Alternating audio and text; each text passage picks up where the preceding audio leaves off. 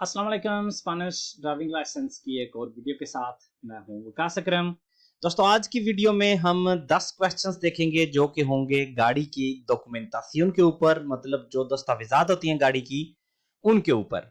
तो बिना किसी ताखीर आगाज करते हैं आज की क्लास का। इस क्वेश्चन के साथ सवाल है: para saber la fecha en que se debe pasar la primera ITV, ये डेट का पता लगाने के लिए कि हमारी जो पहली ITV है, जो इंस्पेक्शन है गाड़ी की, ये कब होगी। La antigüedad de un vehículo empieza a contar a partir de, तो उस गाड़ी की जो उसका अंतिग्वेदाद है, मतलब कितना अरसा पुरानी है, वो किस डेट से हम गिनना शुरू करेंगे। कि गाड़ी को 4 साल हो चुके हैं, 3 साल हो चुके हैं, किस डेट से हमने इसको गिनना शुरू करना है। ऑप्शन ए कह रहा है la fecha en que pasó la inspección de fábrica, वो दिन जब उसने अपनी जिस फैक्ट्री में वो बनी थी वहां इंस्पेक्शन उसकी हुई थी। ऑप्शन बी कह रहा है la fecha de la primera matriculación, जब पहली दफा वो उसकी मात्रिकुलाción हुई थी, जब वो रजिस्टर हुई थी पहली दफा, उस दिन से। और ऑप्शन सी कह रहा है el día de la compra del vehículo, जब गाड़ी खरीदी गई थी। तो इसका सही जवाब कौन सा हुआ, आप पहले लगा लें। तो मैं अब आपको बताता हूं कि इसका सही जवाब है ऑप्शन बी, ला फेचा दे ला प्रीमेरा मात्रिकुलाción, जब पहली दफा गाड़ी की रजिस्ट्रेशन हुई है उस दिन से हमने इसको काउंट करना शुरू करना है, ताकि हमें पता चले कि पहली इसकी इंस्पेक्शन कब होनी है। अगला क्वेश्चन कह रहा है una motocicleta que se puede conducir con el permiso A1, एक ऐसा मोटरसाइकिल जो कि A1 लाइसेंस के साथ चलाया जा सकता है। está obligado a llevar matrícula, तो क्या उसके लिए लाजमी है कि वो नंबर प्लेट लगा के रखे। ऑप्शन ए कह रहा है नहीं। ऑप्शन बी कह रहा है हाँ हमेशा। और ऑप्शन सी कह रहा है सिर्फ और सिर्फ जब उसके साथ ये ट्रॉली या सीधे कार हो। तो इसका सही जवाब क्या हुआ है, सही जवाब है इसका वो मोटरसाइकिल जो कि हम A1 से चला सकते हैं, या आप कह लें कोई भी मोटरसाइकिल हो उसके पास नंबर प्लेट लगाना लाजमी है। तो इसका सही जवाब है ऑप्शन बी, सी सिएम्प्रे, हाँ हमेशा। अगला सवाल कह रहा है ¿Quién tiene la obligación de realizar la transferencia de la venta de un vehículo? ये किसकी जिम्मेदारी बनती है कि वो जब एक गाड़ी की खरीदो फरोख्त होती है तो उसकी ट्रांसफरेंसिया करे, मतलब एक बंदे के नाम से दूसरे बंदे के नाम लगवाए। ये किसकी जिम्मेदारी है। ऑप्शन ए कह रहा है एल वेंडेडोर, बेचने वाला। ऑप्शन बी कह रहा है L comprador en un plazo de 30 días, खरीदने वाला 30 दिन के अंदर अंदर। और ऑप्शन सी कह रहा है no es necesario realizar ninguna transferencia, कोई भी किसी किस्म का भी मतलब करने की जरूरत नहीं होती, नाम वगैरह चेंज करने की जरूरत नहीं होती। तो इसका सही जवाब है ऑप्शन बी, जब भी कोई गाड़ी खरीदी जाती है तो जो खरीदने वाला होता है उसके लिए लाजमी है कि 30 दिन के अंदर अंदर उसको अपने नाम पे लगवा लें। अगला क्वेश्चन कह रहा है si el resultado de la inspección realizada a su vehículo en una estación ITV es desfavorable, तो आपने अपनी गाड़ी ITV करवाई है और उसका जो रिजल्ट आया है वो desfavorable आया है, मतलब ओके नहीं, अब तो नहीं। podría circular por vías públicas, तो क्या आप पब्लिक सड़क पे पब्लिक रोड पे चला सकेंगे उसे। ऑप्शन ए कह रहा है सी, हाँ। si el defecto observado no impide la marcha del vehículo, अगर जो नुक्स निकाला गया है उससे वो इस चीज हमें मतलब ये रोकने को मजबूर नहीं करता, तो हम बिल्कुल चला सकेंगे। ऑप्शन ए कह रहा है no, salvo para su traslado al taller y la vuelta a la ITV para una nueva inspección, हम पब्लिक रोड पे इसको नहीं चला सकते, सिर्फ हम उस गाड़ी को लेके जाएंगे जो तायर है वहां पे और तायर से वापस लाएंगे, उसके अलावा हम नहीं चला सकते। और ऑप्शन सी कह रहा है नहीं, इन absoluto porque vehículo causará baja definitiva, बिल्कुल किसी काम के लिए भी किसी सूरत में भी हम उसको नहीं चला सकते।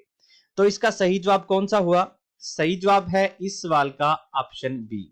जब आपकी ITV पास नहीं होती तो आपको इजाजत होती है कि आप वहां से तायर ले जाएं और तायर से वापस ले आएं, उसके अलावा कोई भी सफर आप उसके साथ नहीं कर सकते।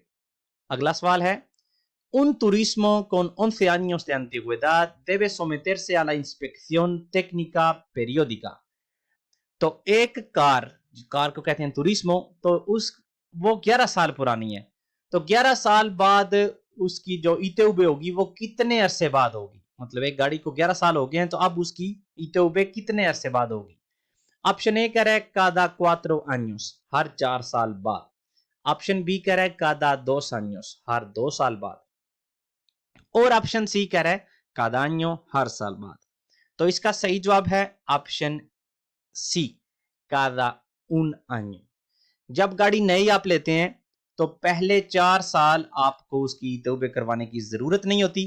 पहली इंस्पेक्शन आप उसकी पहली दफा रजिस्ट्रेशन के 4 साल बाद करवाते हैं। उसके बाद 10 साल तक, मतलब 4 साल तो पहले ही हो गए, तो बाकी जो 6 साल बचते हैं वो आप 2-2 साल के वक्फे में उसकी इंस्पेक्शन करवाएंगे। और जब गाड़ी 10 साल से ज्यादा पुरानी हो जाती है तो फिर आपने इंस्पेक्शन करवानी होती है हर साल, इसलिए इसका सही जवाब था ऑप्शन सी। अगला क्वेश्चन है जी, ¿Cuándo debe pasar una motocicleta la primera inspección técnica periódica? तो एक मोटरसाइकिल को पहली जो इंस्पेक्शन है, पहली ईटेउबे, वो कब करवानी होगी। ऑप्शन ए कहता है a los 4 años de antigüedad para cilindradas superiores a 125 centímetros cúbicos। 125 CC से जो बड़े मोटरसाइकिल्स होते हैं वो 4 साल बाद। ऑप्शन बी कह रहा है a los 4 años, 4 साल बाद। और ऑप्शन सी कह रहा है a los 6 años de antigüedad, 6 साल बाद। तो इसका सही जवाब है जी, गाड़ियों की तरह, कारों की तरह मोटरसाइकिल भी पहली जो इसकी इंस्पेक्शन होती है वो 4 साल बाद करवाई जाती है। अगला सवाल कह रहा है, el seguro obligatorio, जो इंश्योरेंस, लाजमी इंश्योरेंस होती है, cubre los daños personales de los ocupantes del vehículo culpable del accidente। तो क्या वो कुबरीर करती है, मतलब उसमें जो लोग सफर कर रहे होते हैं उस गाड़ी में जिसकी गलती हो, तो क्या उनके ऊपर भी वो इंश्योरेंस लागू होगी, उनके भी जो नुकसानात होंगे वो आपकी जो सेगुरो होगी, इंश्योरेंस होगी, वो भरेगी। ऑप्शन ए कह रहा है no, no cubre nada del vehículo que haya cometido una infracción। तो वो गाड़ी जिसकी गलती होगी उसका कोई भी उसमें कवर नहीं होगा। जो ओब्लिगाटोरी होती है, लाजमी होती है, उसमें सिर्फ और सिर्फ दूसरी गाड़ी का ही होता है, जिस गाड़ी की गलती होती है उसका कुछ भी नहीं होता। ऑप्शन बी कह रहा है no cubre al conductor responsable del accidente pero sí a los ocupantes। जो ड्राइवर होता है जिसकी गलती होती है उसको तो ये कवर नहीं करती, लेकिन उस गाड़ी में जो लोग बैठे होते हैं उनको करती है। ऑप्शन सी कह रहा है no cubre ni al conductor responsable del accidente ni tampoco a los ocupantes। तो ये किसी को भी नहीं करती, ना ड्राइवर को और ना उसमें जो सफर कर रहे होते हैं। तो इसका सही जवाब है ऑप्शन बी। जो लाजमी सेगुर होती है, सेगुरो ओब्लिगाटोरी होती है, वो जिस ड्राइवर की गलती होती है उसके नुकसानात तो नहीं भरती, लेकिन उस गाड़ी में जो लोग सफर कर रहे होते हैं उनके जो पर्सनल नुकसानात होते हैं वो भरती है।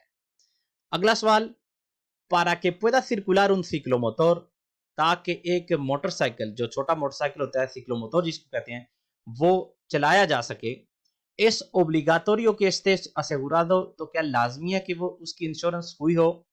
ऑप्शन ए कह रहा है सी, pero solamente los que tienen más de 2 ruedas। सिर्फ और सिर्फ वो मोटरसाइकिल्स जिनके 2 से ज्यादा टायर हों। ऑप्शन बी कह रहा है सी, बिल्कुल होनी चाहिए। और ऑप्शन सी कह रहा है नो, नहीं। तो सही जवाब है इसका ऑप्शन बी, बिल्कुल एक सिक्लोमोटर की इंश्योरेंस होनी चाहिए ताकि वो पब्लिक सड़क पे चल सके। अगला सवाल है que vehículos deben tener seguro obligatorio de responsabilidad civil।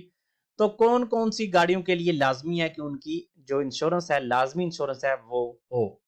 Option A los automóviles solamente, सिर्फ और सिर्फ जो ऑटोमोबिल्स होते हैं वो। ऑप्शन बी कह रहा है cualquier vehículo, कोई भी गाड़ी। ऑप्शन सी कह रहा है los vehículos de motor, ciclomotores y remolques o semirremolques de más de 750 kilogramos de masa máxima autorizada। तो इसमें ऑप्शन सी में कह रहा है कि हमारी जो मोटर की गाड़ियां हैं वो सिक्लोमोटोरेस, रेमोल्केस और सेमी रेमोल्केस जो कि 750 किलोग्राम से ज्यादा हों, और यही है इसका सही जवाब।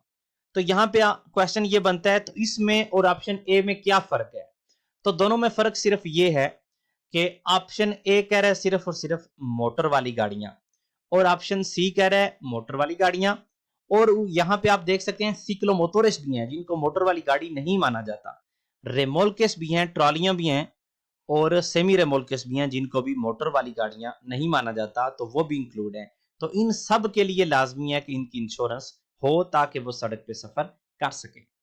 और आज का हमारा आखिरी क्वेश्चन है, el seguro de suscripción obligatoria, ये जो लाजमी इंश्योरेंस होती है, cubre los daños causados al conductor no culpable de un accidente।